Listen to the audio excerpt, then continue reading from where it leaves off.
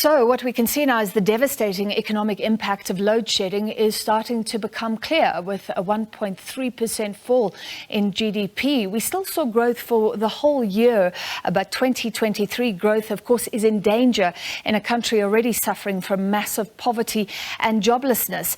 So is the new electricity minister being sworn in tonight? The answer among those being sworn in today is Kgosientsho Ramokgopa, who has the unenviable task of ending rolling blackouts by helping Eskom to deal with its woes and bringing new power onto the grid. The former Tshwane mayor has been in charge of infrastructure in the presidency and is one of the most highly qualified executives, 3 degrees and a PhD in public affairs. All right, let's bring in a panel to discuss. We're joined by Hilton Trollip, independent energy consultant, Moleshe, development finance specialist, Fanele Mondi, CEO of the Energy Intensive Users Group. And let me start with you, Mr. Mondi. Looking at the GDP figures out today, dramatic declines when it comes to mining and quarrying, for example, other big industries as well. So it sounds like this is now beyond urgent for your members, especially with the start we've seen, the rolling blackouts that we've seen this year. It is indeed devastating, Francis. We see that the challenge now is no longer short-term. I think at some point we're looking at the short-term productivity issues, but it's clearly now getting into the medium and the long-term. Our members are starting to report quite significant drop in terms of their performance. I think one mentioned, for instance, a drop of about 5%. And if you consider the fact that last year, because this is a result really for last year, load shedding was not as bad. This year is extremely bad. We still expect more. So it is certainly concerning.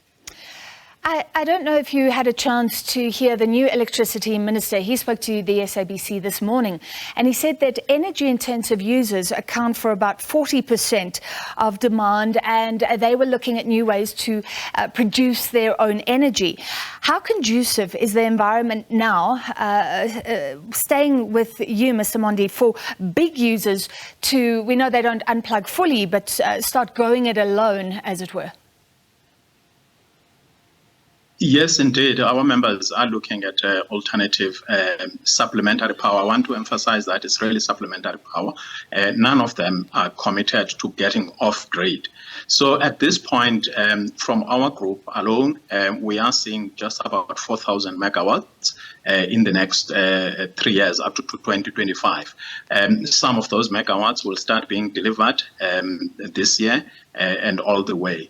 But when you look at the private sector investments, in the foreseeable future, those which are on the pipeline, I think the presidency reported on them the other day. We are talking up to 9,000 megawatts at this point.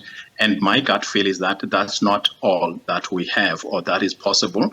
But different companies have got different thresholds of making their plans, publicly known.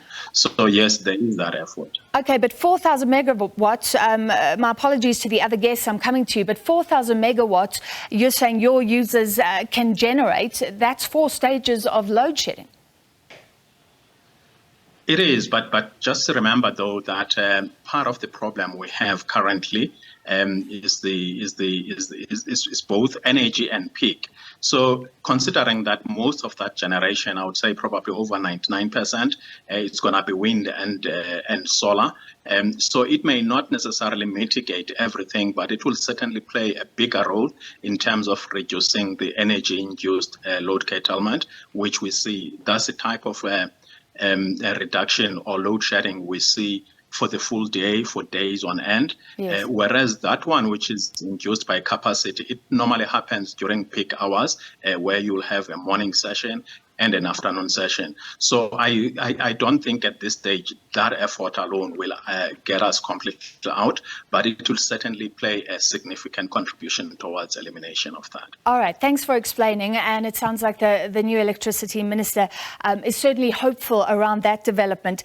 Mr. Trollip, the new minister is certainly saying the right things. To quote him on SAFM, anything that is technically complex and appears impossible, I have a great appetite for that.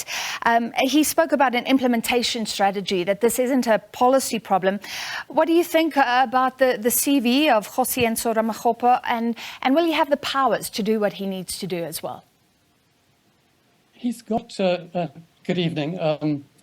He certainly has got the academic qualifications. He's got the civil engineering degree, which means he's scientifically literate, and he has some engineering experience.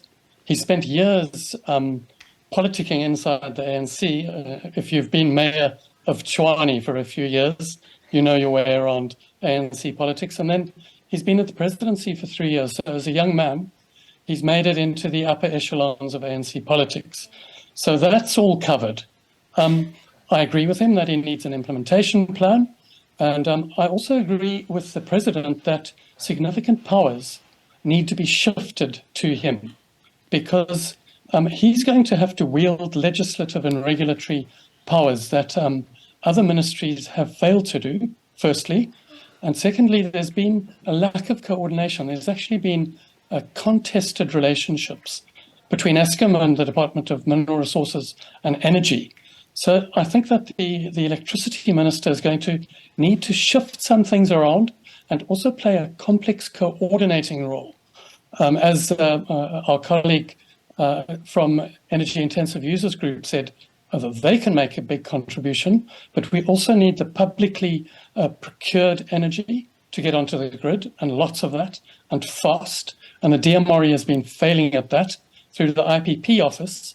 So I would suggest that the IPP office, it was moved out before, it must get moved away from minerals, from the minerals minister, possibly into the treasury, possibly somewhere else. So that's an important move. And then all of the duties and powers that are given by name to the energy minister in the Electricity Regulation Act and new generation regulations should be shifted to this electricity minister. And then lastly, in terms of the big stuff that has to happen, the transmission grid needs to, we need a way of coordinating access to the transmission grid between the private sector, the private IPPs, and then the publicly procured IPPs. And I think with those few moves, I think this electricity minister can start with those big moves, putting his implementation plan together. All right, Ms. Moleshe, what do you think on this issue of contestation? I mean, we already have two ministers seemingly with different views of the real problem. Gwede Mantashe often talks about fixing Eskom. Pravin Gordhan often talks about the need for new capacity. And now a third person in the mix. Do you think that will help if it's done cleverly or hinder our progress? Thank you, Francis, and good evening to the viewers.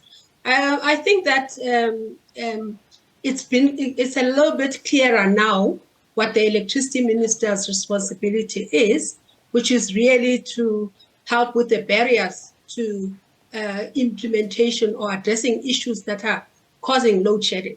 And the different ministers may have said different things, but the bottom line is that you cannot solve those problems without addressing issues that relate to Eskom. As you know, Eskom is the majority generator of power in South Africa. In the short to medium term, you cannot do away with that, and that is important to address. Obviously, you have to also help Eskom in terms of providing additional capacity so that they have the headroom to be able to address the capacity that they require. That's also important. However, it is important to note that given where we are today and the number of solutions that are proposed from a new generation capacity point of view, it is not going to be something that will happen in the short term. You will need lead times to generate that 4,000 megawatts, to build that 4,000 megawatts that we are talking about, for instance, from Energy Intensive Users Group. Yes, there are projects that are already in the pipeline that may come in sooner rather than later. So the minister, I think that they've carved out a niche a little bit, but it will be very important to coordinate and work with stakeholders. In South Africa, we sometimes think that if we put somebody and make them responsible, they can work in silos. It cannot work like that. They will need cooperation. They will need to work with all the stakeholders, and they will need to sort of align in terms of what the implementation strategy is. Otherwise, it's all going to be a blame game again, and everybody will fail. Yeah. Very quickly, staying with you, Ms. Moleshe, it sounds like it's two-pronged to increase often the 4,000 megawatts, more generating capacity, and then also to reduce demand. And it sounds like he's expecting a big uptake of solar panels, speaking about what we need, more installers accredited, etc. I mean, if we do this well, Vietnam did it so well that they had to ask people to start using the grid again. Is this a game changer if the coordination is there and the incentives are right, etc.? Oh, Vietnam has a very different strategy in terms of having capacity internally for these types of technology. We have to import, remember, from China. So logistics, to what extent we can bring in that capacity, bearing in mind what I said, with the biggest contribution today in the grid is Eskom. Those interventions will help, may help, but not in the short to medium term to the extent that we require them to. All right, thank you. Wish we had more time, but we'll keep chatting as we monitor the performance of the new electricity minister. That was Hilton Trollip, independent energy consultant, Ruse Moleshe, development finance specialist, and Fanele Mondi, group CEO of energy intensive users.